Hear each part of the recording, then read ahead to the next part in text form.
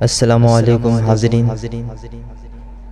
आप सुन रहे हैं आला हज़रत ऑफिशियल यूट्यूब चैनल की इस्लामिक आवाज़। माँ बाप तो वो हैं जिन्होंने पैदा किया गया, वो जानवर के साथ उनका प्यार देखो। आवाज़ आई अगिस्नी या रसूल अल्लाह, या अल्लाह के रसूल मेरी मदद कीजिए। ये आवाज़ इंसान की नहीं जानवर की आवाज़ थी। हुजूर वहाँ पहुँचे जहाँ से आवाज़ आ रही थी। क्या देखते हैं? एक जानवर है जिसे हम और आप हिरनी कहा करते हैं। उसके पैर में फंदा पड़ा है, जाल में फंसी है वो। उसने मेरे नबी को आते देखा, पुकार के कहने लगी हुजूर मैं आपसे चाहती हूँ मेरी मदद कर दें। मेरे नबी ने फरमाया कहना क्या चाहती है? खुदा की कसम मेरा नबी वो है जो जानवरों की बोलियां समझता है, गूंगों की बोलियां समझता है। जानदार तो छोड़ो, वो तो पत्थरों की बोलियां समझ लेता है। ना जानने वालों की बोलियां वो समझ लेता है, ना बोलने वालों की बातें सुन लेता है। खुदा की कसम मेरे नबी कहे। हिरनी कहने लगी मुझे आज़ादी चाहिए, मैं वादा करती हूँ वापस आ जाऊंगी। मेरे नबी ने फरमाया जाना क्यों चाहती है? उसने कहा हुजूर पहाड़ी के पीछे मेरे दो छोटे छोटे बच्चे हैं, मैं रात से शिकार में इस जाल में फंसी हूँ। मेरे बच्चे मेरे इंतजार में होंगे हुजूर, वो भूखे होंगे प्यासे होंगे। आका मुझे यहाँ से इजाजत है, मैं जाऊँ उन्हें दूध पिला के वापस आ जाऊंगी। मेरे नबी ने फरमाया क्या तू सच्चा वादा करती है? हिरन कहने लगी कौन है कायनात में जो आपसे वादा करते और उसे सच्चा ना कर सके? आपसे कहने के बाद झूठ कौन बोल सकता है? मेरे नबी ने फरमाया वापस आएगी। उसने कहा वादा करती हूँ हुजूर बच्चों को दूध पिला के वापस आ जाऊंगी। वो साहिब ये जानवरों का प्यार अपनी औलाद से होता है। अगर जानवर अपने बच्चों से इतना प्यार करता है तो फिर इंसान कितना प्यार अपनी औलाद से किया करता होगा। आज जवान बड़ी आसानी से कह देता है, माँ बाप से कहते थे तुमने हमारे लिए किया ही क्या है, और तुझे जवान किया ये क्या ये कम था? तुझे कमा के खिलाते रहे क्या ये कम था? तेरी हड्डियों को ताकत दी क्या ये कम था? तेरे जिस्म को मांस चढ़ाया क्या ये कम था? तुझे बोलने की ताकत दी क्या ये कम था? तुझे समझने का शऊर दिया क्या ये कम था? आज आसानी से कह दिया करते हो तुमने किया ही क्या है? ओ खुदा की कसम तू जो चल रहा है ये एहसान माँ बाप का है। तू जो बोल रहा है ये एहसान माँ बाप का है। तू जो सोच रहा है एहसान माँ बाप का है। अगर ये तुझे बोलना ना सिखाते तो तेरी औकात ना थी तू एक जुमला बोल देता। अगर ये तुझे चलना ना सिखाते सारी जिंदगी जमीन पर खिसड़ के चलता, लेकिन तुझ में चलने की ताकत ना आती। ये एहसानात माँ बाप के हैं। अब जानवर की जिंदगी देखो। हिरन ने कहा था हुजूर रात से मेरे बच्चे भूखे हैं, वो कब से मेरा इंतजार कर रहे हैं, इजाजत दीजिए मैं वापस आ जाऊंगी। मेरे नबी ने फरमाया वादा तो सच्चा है। कहने लगी हुजूर कौन है कायनात में जो आपसे झूठ बोल सकता है? मैं वादा करूं वापस ना आऊं, ये तो हो ही नहीं सकता है। अल्लाह अकबर। हिरन ने वादा किया है। जैसी वापस जाने लगी है इतने में यहूदी आ जाता है, आके कहता है तुमने मेरा शिकार छोड़ दिया है, इसका बदला मैं तुमसे लूंगा। मेरे नबी फरमाते हैं ठहर जरा गुस्से को ठंडा कर, सुन वो अभी वापस आ जाएगी। उसके तो छोटे छोटे बच्चे हैं, मुझसे कह के गई है दूध पिला के आने वाली है। यहूदी कहने लगा वाह जी, कभी ऐसा भी हुआ है कि जानवर भी कभी बोला करते हैं या जानवरों ने वादे किए हो और वो वापस आए हो?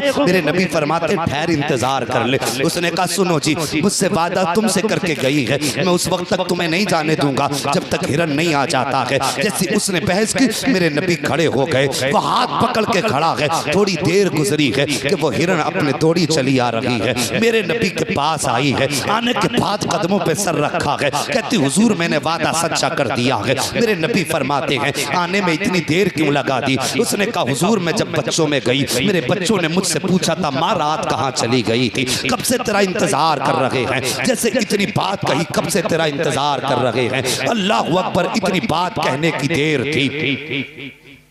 इसको बुझा दीजिए, तवज्जो कीजिए। आई ना आके मेरे नबी ने फरमाया हिरन बता तो सही इतनी देर कैसे लगा दी? उसने कहा हुजूर मैं बच्चों को दूध पिलाने गई थी, मेरे बच्चों ने मुझसे कहा माँ रात कहाँ गुजारी, हम कब से तेरा इंतजार कर रहे थे, भूख लगी थी। मैंने कहा बच्चों मुझे एक जाल ने फंसा लिया था, मैं एक जाल में फंस गई थी। बच्चे कहने लगे माँ फिर कैसे छूटी? मैंने बच्चों से कहा कि बच्चों सैयदुल अंबिया आ गए थे, मैं उनसे कह के आई हूँ। बच्चों ने कहा था माँ क्या फिर वापस जाना है? मैंने कहा हाँ बच्चों मैंने नबियों के सरदार से वापस वादा किया है, मुझे वापस जाना पड़ेगा। जैसे इतनी बात हिरन ने कही बच्चों से, बच्चे माँ के कदमों से लिपट जाते हैं। हिरन कहती हुजूर मेरे बच्चे मुझे आने नहीं दे रहे थे, कोई बच्चा आगे से आ रहा था, एक बच्चा पीछे से पैरों में अटक जाता था, कहता था माँ छोड़ के ना जा। बच्चे हिरन कहती है आका बड़ी मुश्किलों से बच्चों को समझा के आई हूँ। मेरे नबी ने इतना सुना नबुव्वत वाली आंखें बरसने लग जाती हैं। सरकार रोए और रोने के बाद आका की आंखें बरसी ना। फरमाया सुन यहूदी इस हिरन को तू मुझे बेच दे। जैसे इतना मेरे नबी ने कहा,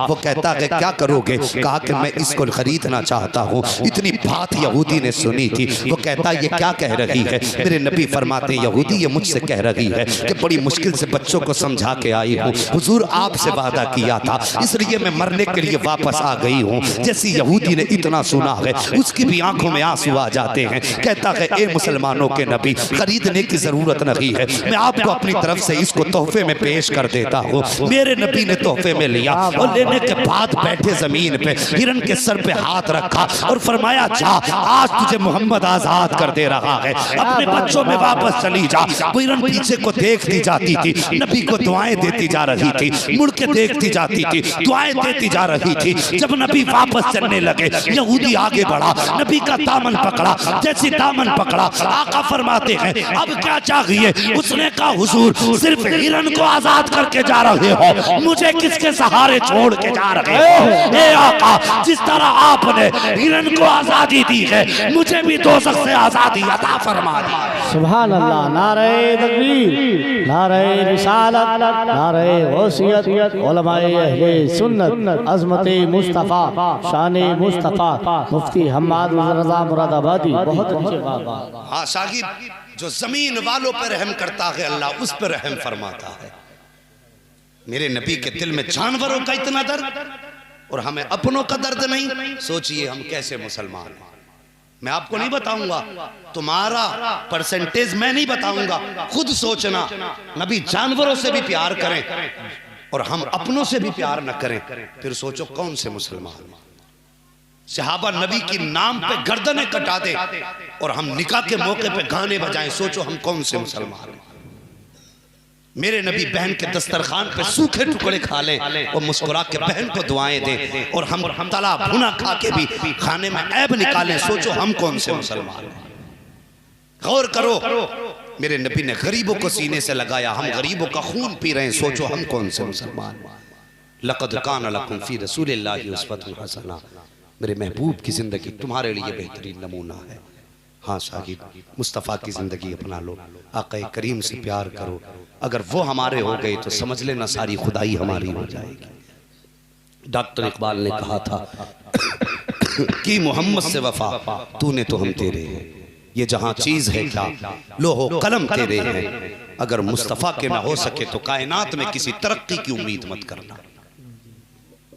उनके जो हम गुलाम थे, खल्क के पेशवा रहे, उनसे फिरे जहां फिरा आई कभी वकार में।